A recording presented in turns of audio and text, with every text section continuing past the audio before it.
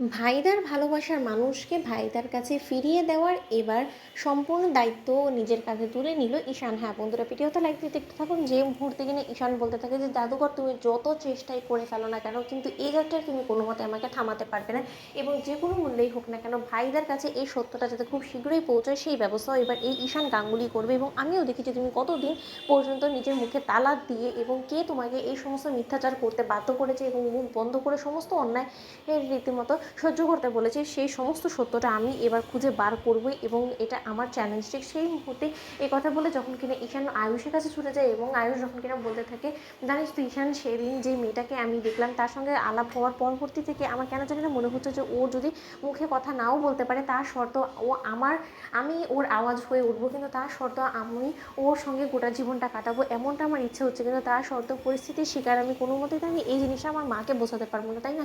অন্যদিকে ঈশান বলতে থাকে যে ভাইদা, তোর সামনে খুব শীঘ্রই আসল সত্যটা আসবে, কিন্তু ভাইদা তুই আমাকে একটা কথা বলতো, তোর কাছে কাল যে তুই মেয়েটার সঙ্গে পরিচয় করিস সেই মেয়েটার সঙ্গে আমাদের বাড়ির কারোর সঙ্গে তুই কোনো রকম কোনো মিল খুঁজে পেয়েছিস না? কারণ আমার যতটুকু মনে হচ্ছে যে এই মেয়েটাকে কোথাও একটা তো আমি দেখেছি। আচ্ছা তুই একটা কাজ করে দেখো, তোর ল্যাপটপে তো কুসুমেরও ছবি আছে, তাই না? তাহলে জাদুঘরের ছবির সঙ্গে একবার তুই ম্যাচ করে দেখতো যে সেই দুটো চোখের সঙ্গে জাদুঘরের চোখ ম্যাচ হয়ে যায় কিনা। কারণ আমার তো দীর্ঘ বিশ্বাস যে সেদিন যেহেতু জাদুঘর আমাদের সমস্ত লোকেদের সঙ্গে সেই ইভেন্টে হাজির হয়নি, তাহলে কোনো না কোনো কায়দা করে জাদু করেছিল সেই ব্যক্তি, যেই ব্যক্তি কিনা তোর সামনে এসে দাঁড়িয়েছিল। কোনো না, তুই একবার চিন্তা করে দেখ তো, প্রতিনিয়ত সব সময় সব ধরনের বিপদ আপদ থেকে আমাদেরকে কিন্তু রক্ষা করেছে আমাদের রক্ষা কবচ কুসুম সরকার। এবং আমার কেন জানি না মনে হচ্ছে যে এই যাত্রা তো দেবলীনার কাছে আমাদের যাতে লজ্জায় মাথায় হেট না হয় তার জন্য শেষ মুহূর্তে এসে কুসুমই আবারও আমাদেরকে জাদু করে আমাদেরকে উদ্ধার করেছে। এবং এটা যদি সত্য হয়ে থাকে তাহলে আমি বলবো যে ভাইরা তুই ভুল পথে হাঁটছিস এবং তুই শুধু শুধু অহেতুকে অন্য মেয়ের পেছনে ছোটাছুটি করছিস, এবং সেটাও আমি আজকে তোকে প্রমাণ করে দেবো। ঠিক সেই সময় আয়ুষ যখন বলতে থাকে যে না না,